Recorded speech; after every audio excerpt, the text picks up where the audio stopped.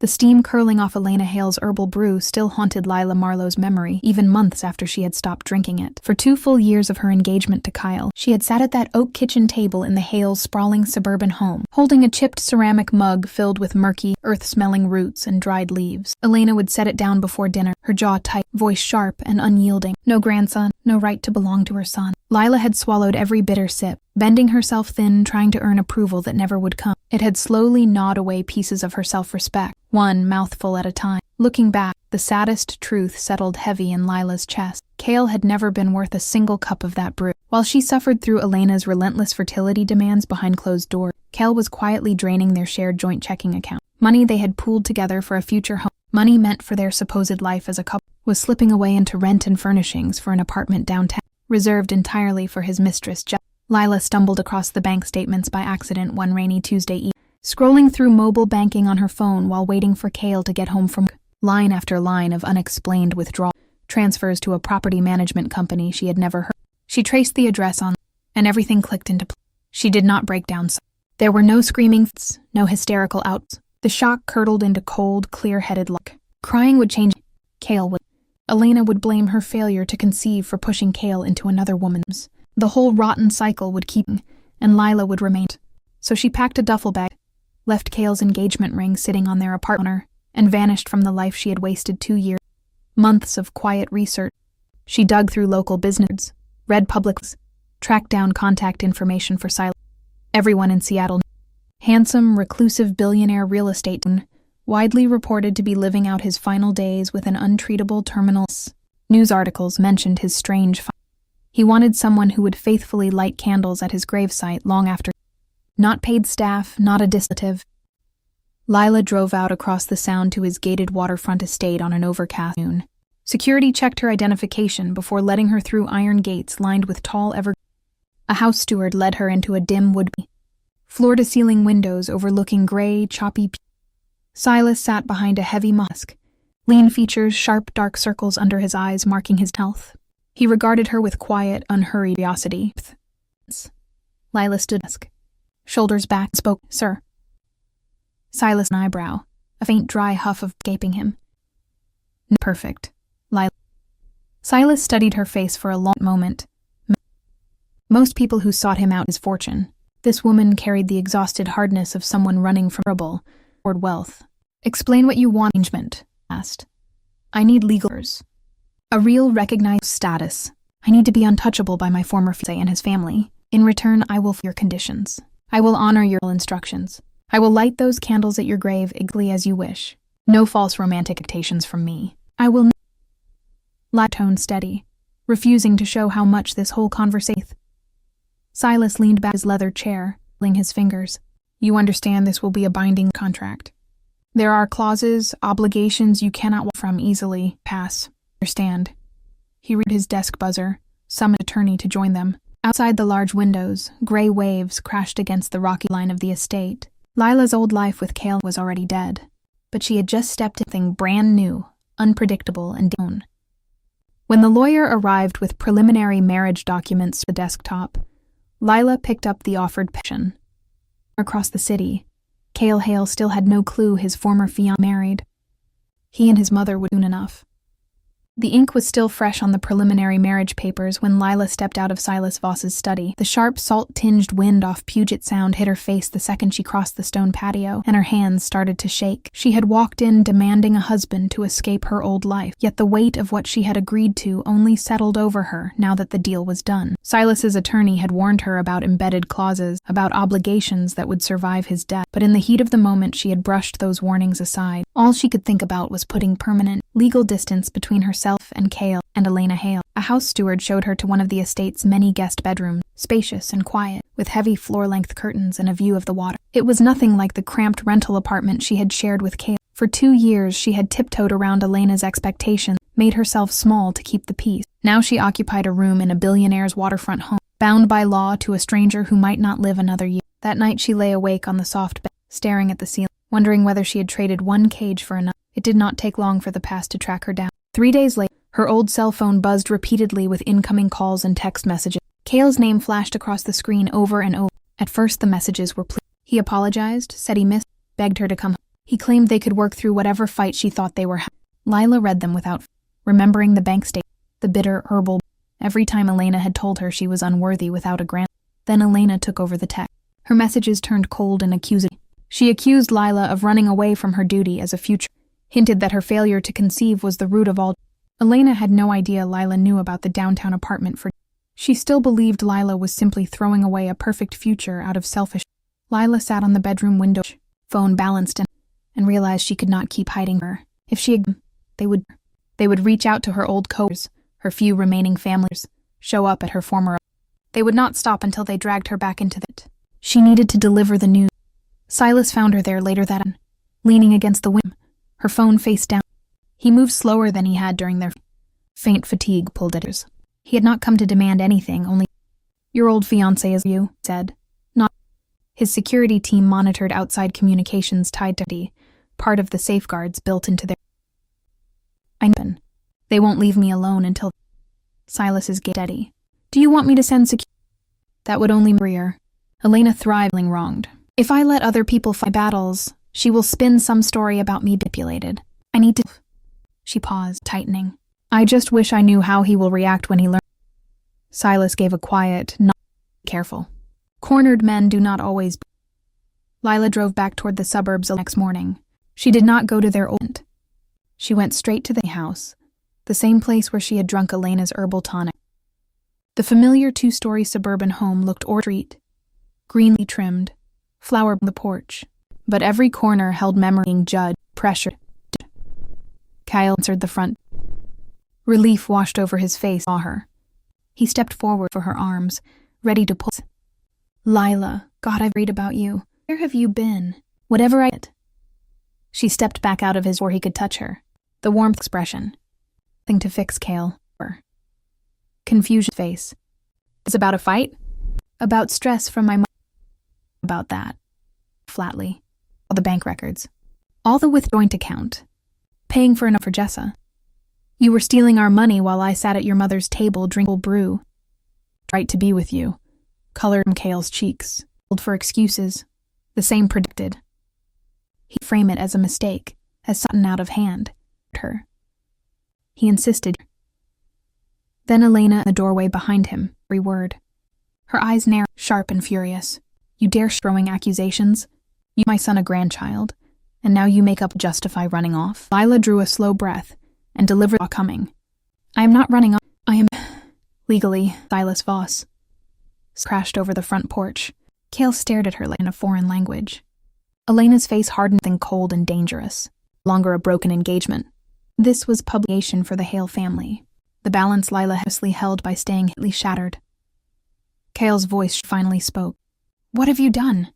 Lila could feel the heat of their anger on the porch, long before she turned and walked back to her car. Kale called her name, sharp and desperate, half-stepping down the front walk as if he intended to chase her. Elena caught his arm, holding him back, her gaze locked hard on Lila's retreating figure. There would be no calm closure here, only resentment, and the quiet promise that they would strike back. Lila slipped behind the steering wheel, locked the doors, and pulled away from the Hale house without looking in the rearview mirror. Her hands trembled on the highway drive back toward the waterfront estate. She had wanted to deliver the truth and be done, but she now understood exactly what she had unleashed. Elena cared far more about family pride than accountability for Kale's cheating. To them, Lila was no longer just a failed fiancée. She was a woman who had shamed their household, and they would not let that stand. When she arrived, Silas was sitting out on the back terrace, wrapped in a thick wool throw against the coastal breeze. His energy was lower to even short periods outdoors left him fatigued. He watched her climb the stone step, reading the tension written across her face before she said a single word. "It went bad," Lila, sinking into the chair beside.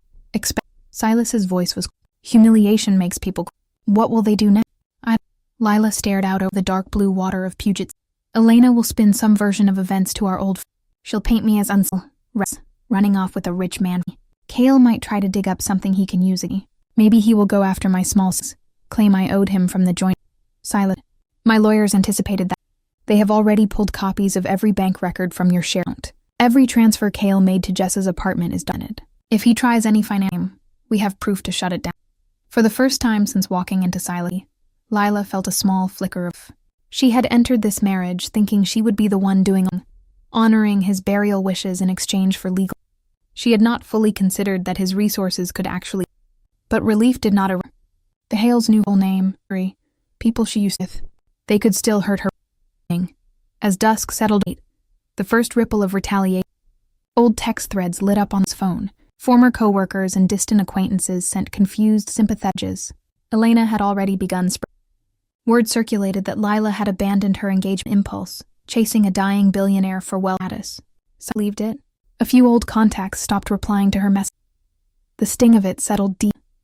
She had spent 2 years swallowing Elena through, bending over backward to, and now her character was being shredded her back. She could not simply. Passive endurance had gotten her nerves. She needed to draw a clear line. Later that night, she sought out silence. Floor lamps cast soft golden light over shelves lined with over books. He flipped slowly through a legal binder, going over reviews to his will. Lila leaned against one of the wooden shelves.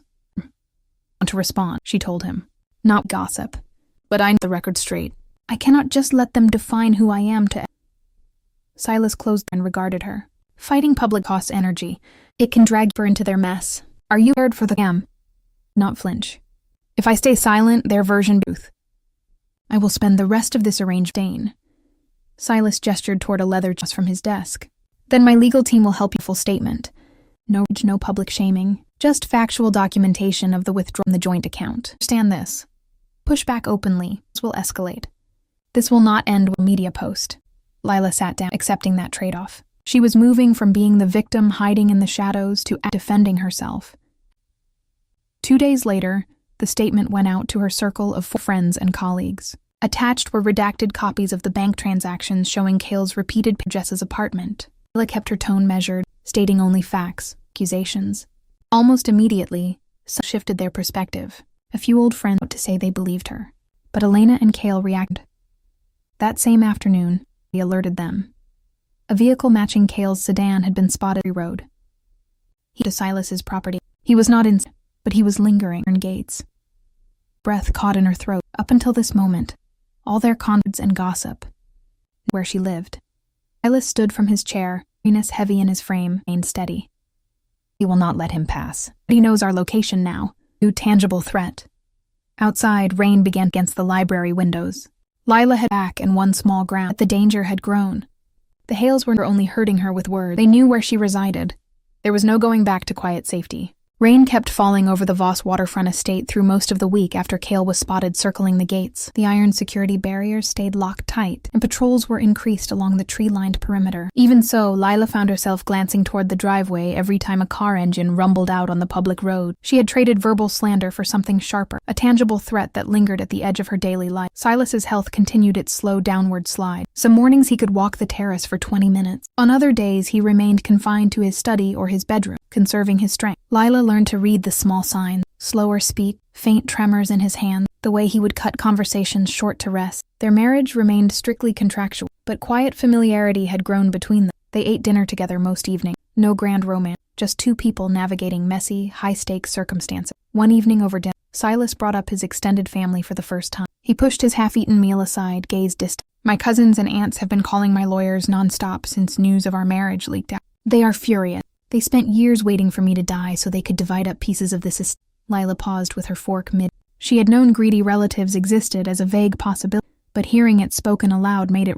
What exactly are they afraid? They fear I will rewrite my will in your... A dry, bitter laugh escaped Silas. They assume you married me for... None of them understand our practical arrangement. They see you as an interloper who has stolen their inheritance. That planted a new worry in Lila's. She already had the Hales breathing down. Now she had to watch out for Silas's own blood relatives. 2 separate sets of... both convinced she was chasing wealth she had never... Back in the... Cale and Elena were adjusting their... Blocked from accessing... They could no longer confront Lila face... Instead, Elena reached out to a woman Lila had once considered her closest friend. Marissa and Lila had worked together, shared late nights, and had been present at Lila's engagement celebration. Elena spun her carefully crafted versions, feeding Marissa stories about Lila abandoning Cale for a dying... casting Lila as selfish, and Marissa texted Lila. The message was confused, full of questions that carried heavy accusation. How could you do, Cale? Did you ever care about us? Lila's chest ached when she read. Marissa had been the one she had planned to lean on through all the mess with the family. She sent over the same redacted bank documentation she had. wrote a long, honest message explaining the stolen joint money, the weight of 2 years of Elena's pressure. She waited, hoping Marissa. Days passed. Lila grew restless. She began to miss ration. She told herself that if Marissa was silent, it meant Elena's lies. She convinced herself that Marissa had chosen the Hales over their.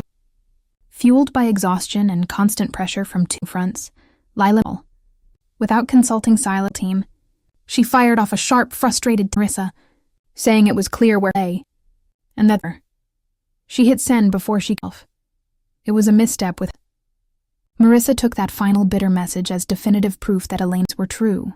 She forwarded the whole Elena. Now Elena held a piece of written correspondence. Elena started forwarding Lila's angry text to their circle, cutting out all the prior context about bank fraud, herbal tonic. Only Lila's cutting remained. Silas found Lila sitting alone on the back terrace. The rain had stopped, leaving damp mist over the water. Lila's shoulders were hunched, phone resting beside her. Did what she had done, with regret, without thinking. "I let me." He did not yell, but his tone, quiet gravity, gave them ammunition. You fight on their terms, playing by your own instead of facts. They will always find. Before Lila could mistake further, a state secured an urgent alert. Kale had not tried the main gates. It reached Marissa. Marissa had told him. Kyle had dug up old private photos from years before. Snapshot friends. He was to leak them online, to question further. Dropped. She had thought releasing bank records diffused their attacks. Instead, her own misjudgment had opened a door for them to hurt her. Her acts were vanishing one by one. Marissa, her band, was now lost to her. Between the Hale's vengeance and his scheming relatives, she isolated. Silas stood beside her, his breathing shallowing upright. "You can work to contain this, but understand what this means. Your impulsive tech gave them exactly what they needed. The worst is not still coming." Out across the dark, distant city lights glimmered. Lila had thought choosing this could grant her safety. Instead, she alienated her closest friend, and her enemy's fresh leverage. The ground beneath her felt like it was slipping away. Panic coiled tight in Lila's chest long after security's warning came through. Kale held her old private photos, snapshots taken during happier years, never meant for public eyes. She paced the library floor late into the night, mind racing through worst-case scenarios. If those images went online, every old coworker, every distant acquaintance would see them, twisted by Elena's poisonous storytelling. No amount of bank statement evidence would outrun that kind of humiliation. Silas sat in his leather chair, fatigue weighing on him, yet he pushed through the fog of his illness to focus on the crisis. His legal team worked overnight, tracing Kale's digital trails, sending formal cease and desist correspondence threatening civil action for non-consensual image distribution. Legally, the threat carried weight, but no one could guarantee Kale would back down. Cornered men often ignored letters. By mid-morning the next day, the immediate crisis softened. Kale held off on posting the photo. It was not conscience that stopped. Elena had come across new information, something that shifted their whole strategy. She dug up old receipts from 2 years prior, pharmacy slips and herbal supplement receipts tied to Elena's homemade brew. Elena did not intend to prove the tonic was harmless. She planned to claim Lila had knowingly taken fertility supplements and then lied about the whole ordeal, painting Lila as a manipulative woman who invented victimhood to justify leaving. When Silas's lawyers intercepted hints of this new Lila froze. For 2 years she had drunk those murky cups, never asking exactly what roots and leaves Elena had. She had accepted Elena's words that it was harmless magic herbal medicine. Now it dawned on her how reckless that trust had been. What if those brews had altered her body in ways she still did not understand? "I never read the ingredients." Lila, sitting across from Silas at the library, her hands folded tight. "I just drank it because I wanted to belong. I never stopped to question what I was putting into." Silas's expression turned. "We need. My attorneys can subpoena those receipts, Elena, but she will fight hard to keep them out of hands. She knows those documents could cut ways. If the herbs contain something, it destroys her entire version. If they worry, she will weaponize them." While they prepared to push forwards, another storm rolled in from an unexpected direction. One of Silas's cousins, Voss, showed up unannounced at the gates. He did not arrive yelling or make threats. He was calm, polite, requesting a short private audience with Silas, claiming he only wanted to discuss matters. Security consulted Silas, and against Lila's warnings, Silas agreed to grant him 30 minutes inside. Lila waited outside the study while through the closed wooden door she could hear low voices. Beckett did not scream. He sympathized with suffering, spoke of Chinese, and carefully planted seeds of. He told Silas that Lila's path was real, but any woman who would bargain for a marriage license heartbreak, could easily turn greedy once Silas. He hinted that Lila might secretly be plotting to seize the whole estate. The moment Silas drew it left, Silas emerged quiet. Lila could see the small crack his cut pried open, all their practical trair, but a seed of suspicion. "Leave him," Lila said, voice tight. "What I want. Safety." "I know what you want." Silas is slow, guarded, but Beckett pointed out to ignore. "People change once stances shift. I am gone. I will no longer be here to hold together." Stung deeply. Lila had thought her. Now she saw that even her contractual husband doubt her motives, fed by blood. The pressed. That afternoon reached out again, a hesitant, confused text links.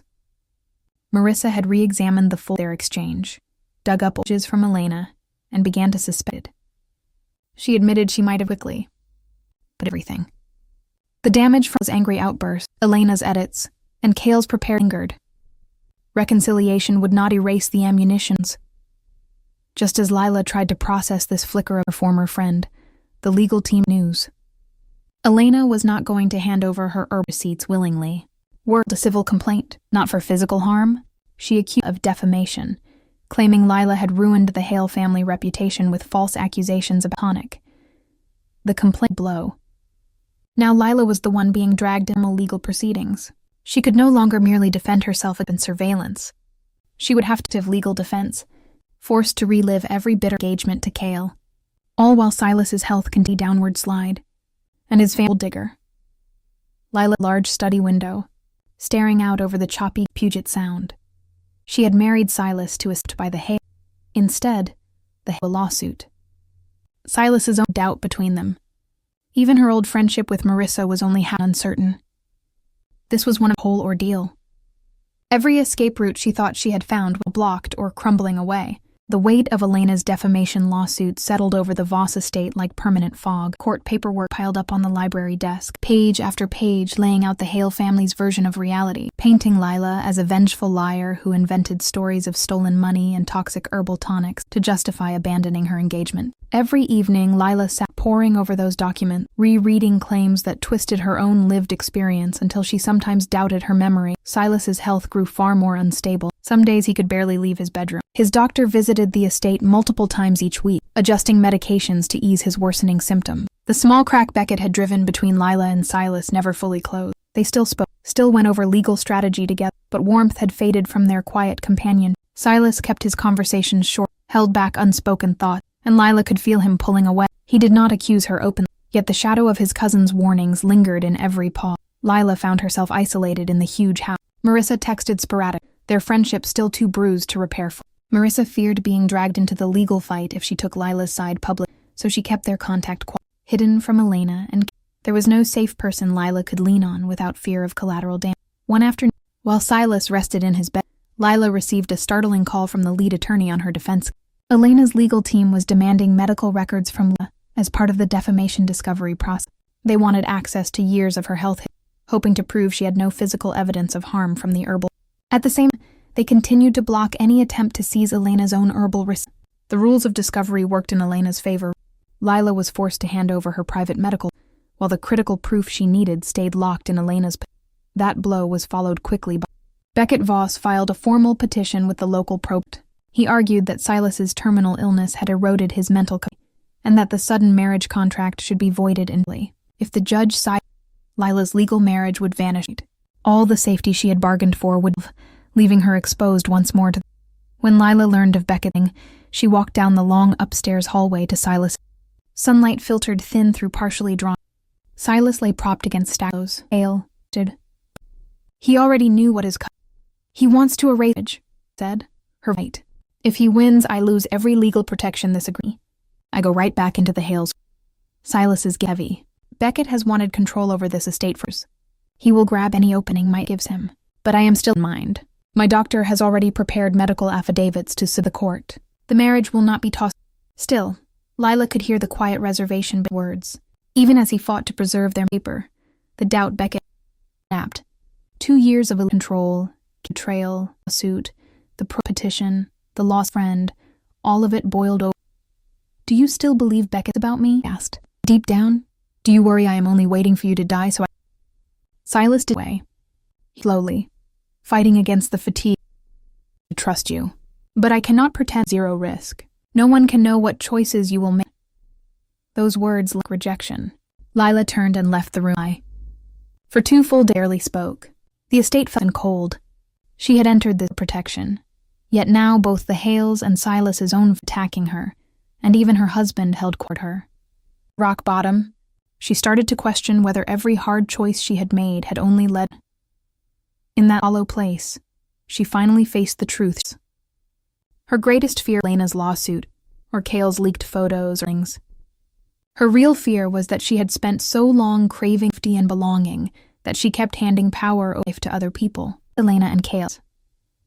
She had hoped a marriage would fix everything, but documents could not erase her own thing. She could not keep relying on Silas's will to rescue her. She needed her own way forward, that quiet realization perspective. She stopped waiting for others over her victory. She began combing through old text messages, every bank slip, memory she had, hunting for details she could use. Late one night, sorting through digital archive cloud storage, she found some forgotten. A short voice memo recorded years before, on a terrible evening drinking Elena's brew. She had spoken quietly into her, frustrated and sick, describing the strange physical symptoms she had suffered from Elena's tonic, and listing several of the herbs passing. This proof. But it was something, a small piece rolled. The next morning's bedroom. The anger was gone by steady resolve. Old voice memo for him. When it fit in the eyes. I do not ask you to blindly what I will do after you are gone, but trust what you see right now. I'm not chasing your inheritance. Back my own life. Silas listened in silence. The long days of suffering and air between them. Outside the window, Puget sound.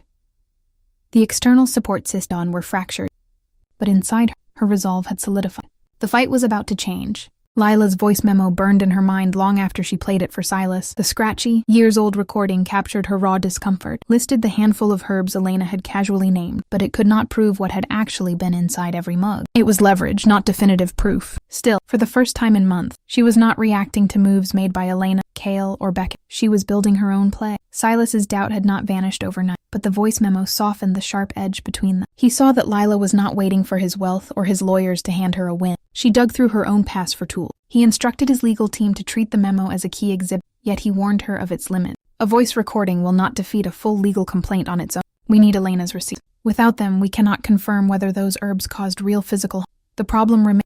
Elena guarded those documents fiercely. She would never hand them over through standard discovery unless pressed. Lila thought over every connection she had left.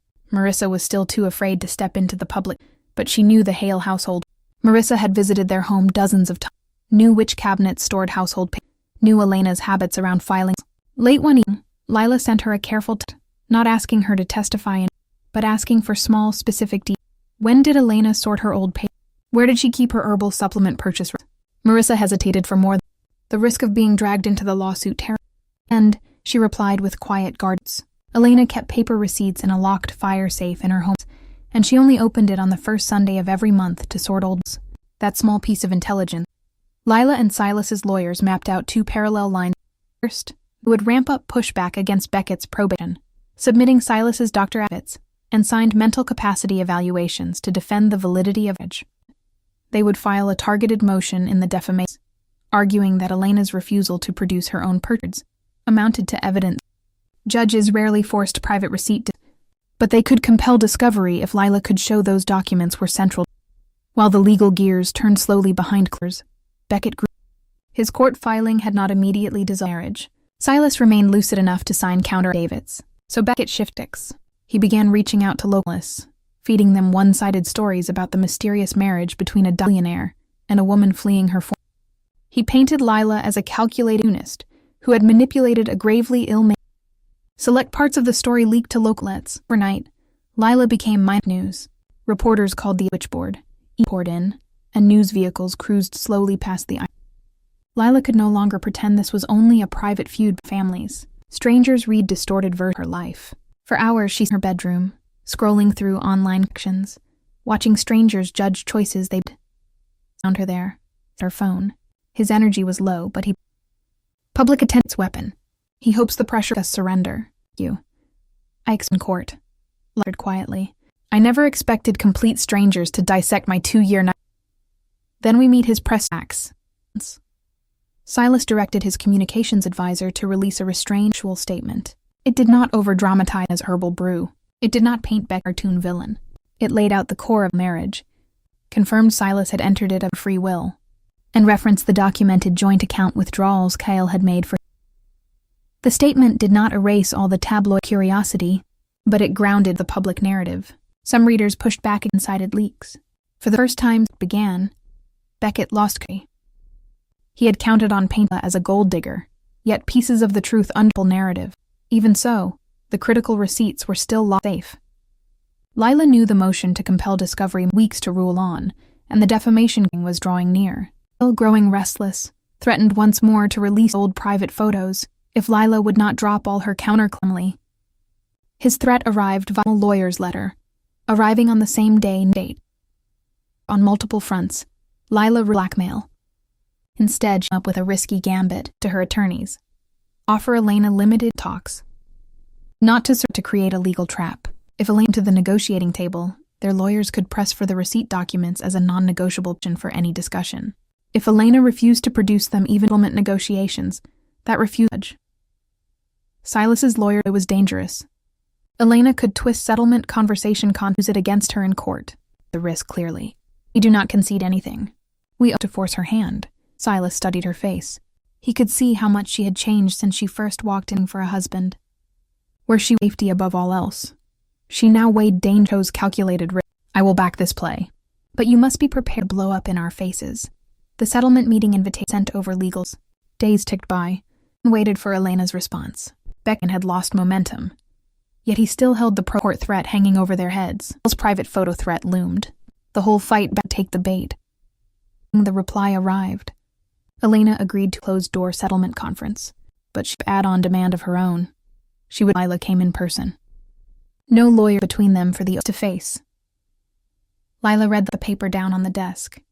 Elena knew exactly what she was doing, to confront Lila directly, to rattle her before witnesses. Opening of the real counterattack. The sense of power was beginning to shift, but stepping into that room would mean walking a psychological trap. The days leading up to the settlement conference stretched thin and sharp across the Voss estate. Lila slept poorly, replaying every old memory of Elena's kitchen, every bitter sip of herbal brew, bracing herself for the psychological pressure of the closed-room meeting. Silas's health fluctuated wildly. Some mornings he managed short walks on the terrace. Other days he stayed confined to his bed, his doctor adjusting medication to keep him stable long enough for the coming legal battles. He could not attend the conference in person, but he made sure his full legal team would be present behind closed doors. Once Elena's requested face-to-face opening concluded, Beckett Voss kept pressing his probate petition behind the scenes. His lawyers submitted new witness statements from distant family members, all claiming Silas's terminal diagnosis had eroded his judgment when he married Lila. Yet Silas's medical affidavit stood firm, and the judge delayed any final ruling until after the defamation case moved forward. Beckett could not strike the marriage down immediately, but he kept that threat hanging over Lila's head as constant leverage. Cale's threat to leak private photos never faded. His attorney sent another reminder email, making clear that if Lila pushed too hard for the herbal brew receipt, those images would go out to social media and local news outlets. Lila shared the note with her lawyer. They prepared additional cease and desist paperwork and built a digital mitigation plan, but everyone acknowledged there was no perfect way to stop a reckless man from hitting post. On the morning of the conference, Lila dressed plain, no jewelry beyond a simple thin band, the wedding ring from side. She drove alone to the downtown law office, glass-walled and the kind of space built to contain high-stakes conferences. She walked past marble hallways and waiting room benches until she reached the small private conference. Elena was already there, seated at the long wooden Cale sitting one chair back. For the first several months, no lawyers were.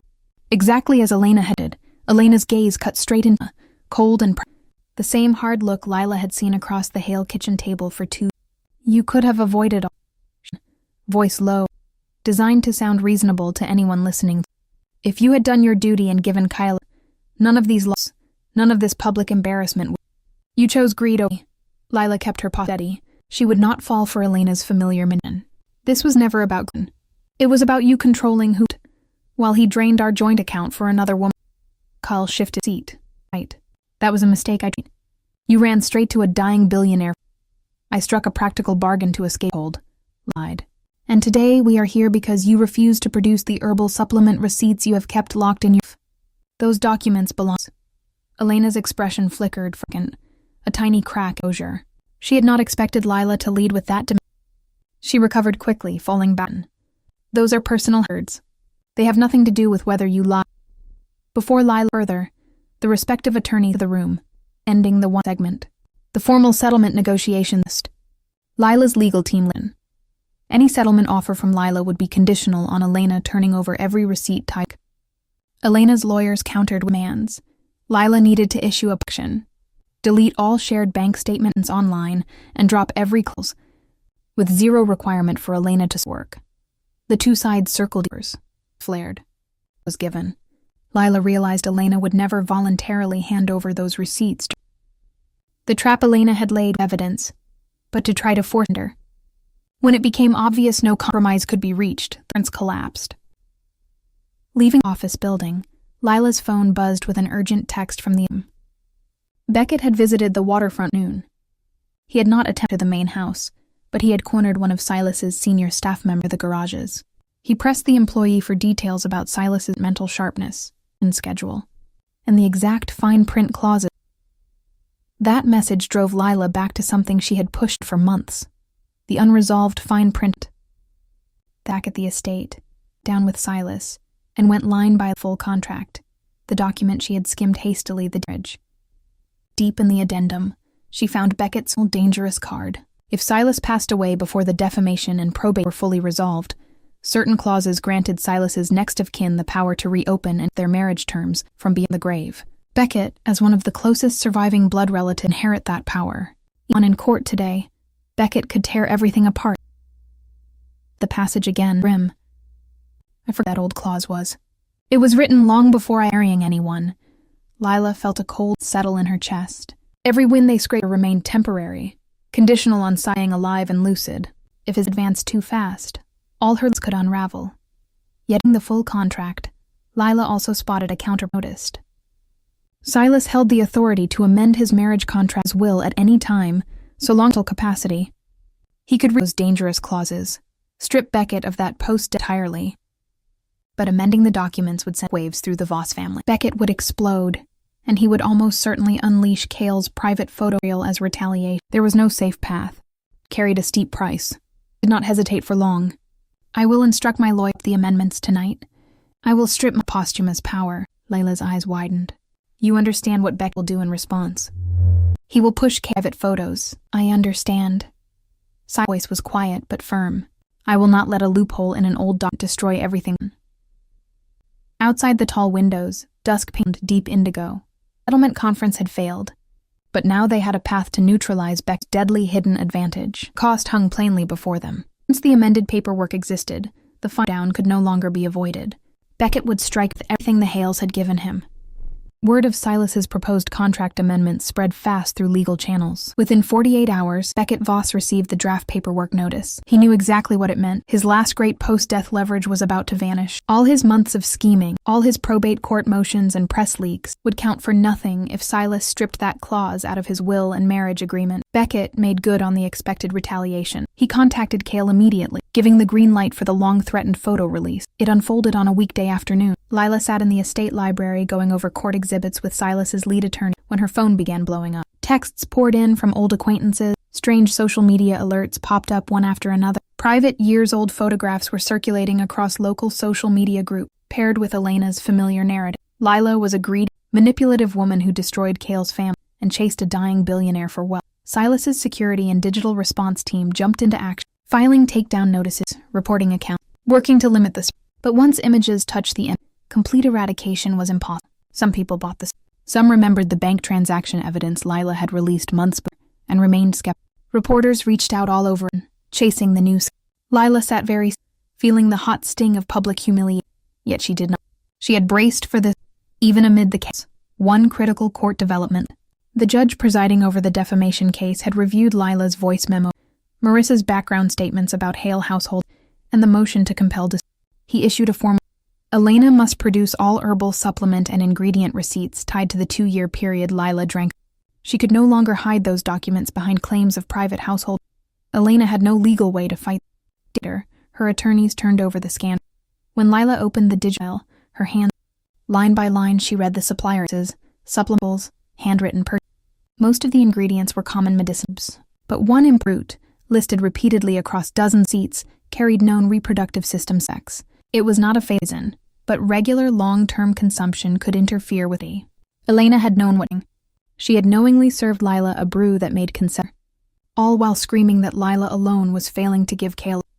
Rage, weary grief, 2 years of forcing herself to swallow bitter cups worth, and Elena had been undermining her body. Silas leaned in to view this. This is everything. Her defamation collapses. She cannot claim you invented victimhood when her own prove it. But Elena and Kale were not surrender. They requested an emergent court hearing, trying to discredit the text, arguing the root was used for harmless traditional wellness only. The judge called a short hearing, and this would become the fun. All threads converged in one dame. The who evidence, Beckett challenge, the damage. On hearing day, act. Court staff, a handful of journalists. Beckett sat in spectator rows, sharp-faced. One move. Elena and Kale still. Lila sat beside his legal team. Silas himself and in person. His health had declined too far for a court appearance, but affidavits, will amendments, and mental capacity evaluations were all entered. Elena took the stand first. Under oath, she stuck to the original story. She insisted the herbal tonic was only wellness support. She denied any intent to harm Lila's fertility. She painted herself as her to be. Wounded eyes. Then Lila's attorney and set of receipts. Lila's old voice memo and context from botanical medical reference about the imported root. Line by line, they confronted Elena's purchase history. The receipts proved she ordered that specific interfering root after month, precisely during the brew. Bit by bit, Elena's public mask cracked. Her answers evasive. She could not explain why she kept giving Lila that exact mixture while blaming Eve. Kai next. He was forced under oath to drain the joint account to buy the downed mistress. He had no his old excuses. The truth was on paper. His voice shook. At the witness testimony, Beckett's dressed. The judge reviewed Silas' contract amendments, multiple physician statements confirming Silas' decision-making capacity, and the history of their practical, romantic marriage arrangement. The judge ruled the marriage between Lila and Silas was fully valid. Beckett's petition to vote dismissed with prejudice. He sat, jaw clenched, all dead. When Elena's claim was evaluated, ruled against her. The receipts and supporting evidence demonstrated Lila's allegations were fact-based. The lawsuit was thrown out. Session drew to a close. The main decisive resolution carried sharp costs. The leaked photos still circulated online. Lila's name dragged through local news cycles. Years of her life had been manipulation and betrayal. She had won in court, yet she was not. After the hearing adjourned, in the way outside the court chambers, to where Lila stood, Elena hung back, defeated, and Kale's arrogance was gone, replaced by raw, hollow remorse. I understood what my mother, he said quietly. I was cowardly, destroyed what we could have had. Lila looked at anger. See, you knew, you chose to look away. She turned and walked past him, behind. Back at the estate that evening, Lila to Silas's bedroom.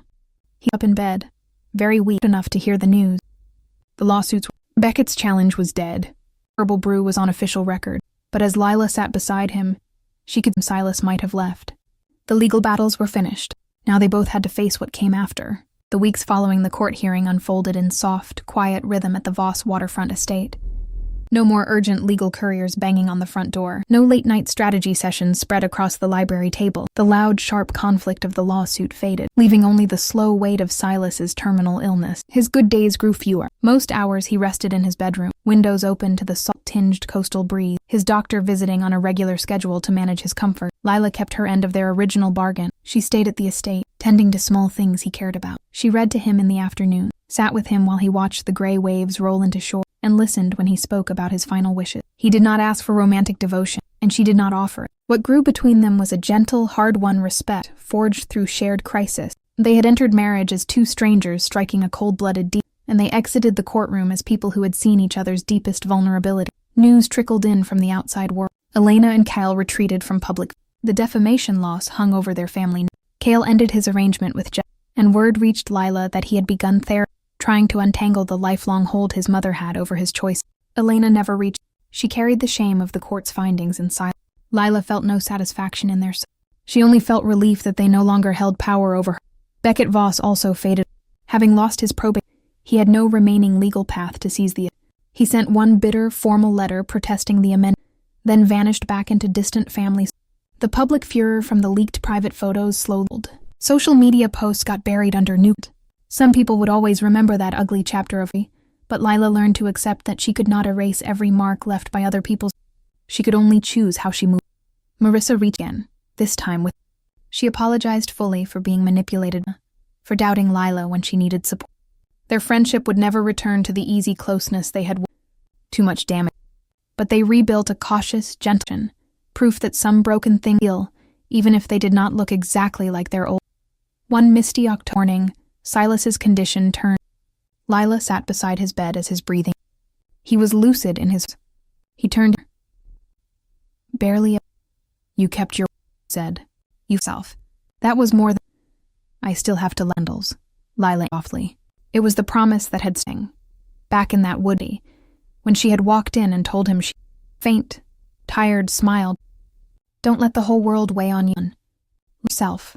Not. Shortly after. The small, private, exactly as and. Few attended. Lila fulfilled her commitment. Gravesite, as dusk fell over the quiet cemetery overlooked sound. She lit tall beads candles, their flames steady against.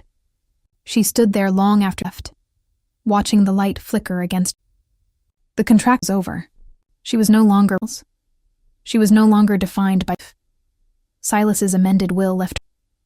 He had kept his word from the very beginning. He set aside a moderate thought money for her, enough to give her breathing room. Not.